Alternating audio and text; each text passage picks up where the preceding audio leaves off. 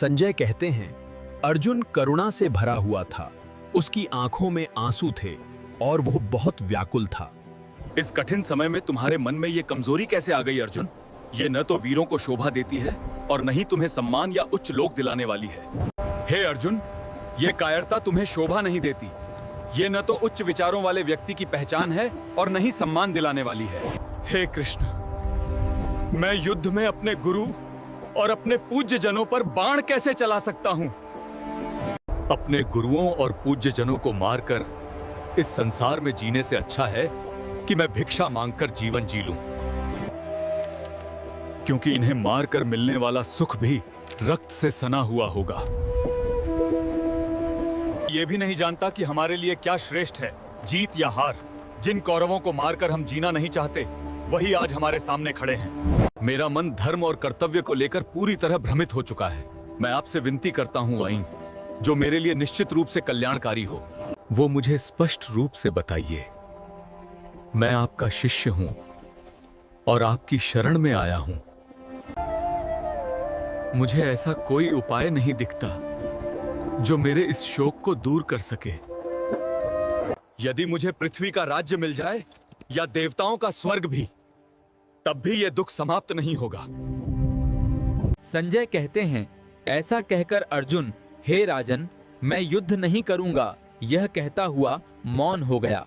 हे भरतवंशी, इस प्रकार शोक से व्याकुल अर्जुन को देखकर श्री कृष्ण मानो मुस्कुराते हुए उससे बोले, अर्जुन, तुम इस दुख में क्यों डूबे हो?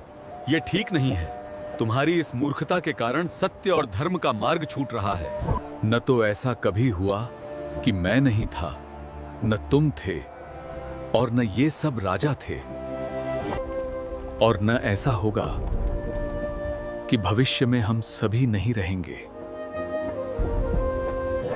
जिस प्रकार इस शरीर में बाल्यावस्था, युवावस्था और वृद्धावस्था आती है, उसी प्रकार आत्मा एक शरीर को छोड़कर दूसरा शरीर प्राप्त करती है। धीर पुरुष इस विषय में मोहित नहीं होते। हे अर्जुन, इंद्रियों के विषयों से सुख और दुख का अनुभव होता है। वे आते जाते रहते हैं और स्थायी नहीं होते, इसलिए उन्हें सहन करना सीखो। हे पुरुष श्रेष्ठ, जिसे सुख और दुख समान लगते हैं, जो इनसे विचलित नहीं होता, वही अमरत्व के योग्य होता है। असत्य का कोई अस्तित्व नहीं है और सत्य का कभी अभाव नहीं होता। इन दोनों का तत्व तत्वदर्शी पुरुषों ने देखा है। ये संपूर्ण संसार जिस अविनाशी आत्मा से व्याप्त है, उसे तुम अविनाशी जानो।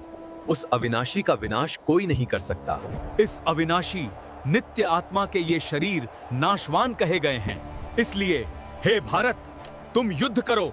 जो पुरुष मृत्यु के समय सत्य को जानकर अपने कर्तव्य का पालन करता है, वो कभी विनष्ट नहीं होता, अमर ही रहता है। आत्मा न तो कभी पैदा हुई और न ही कभी मरती है।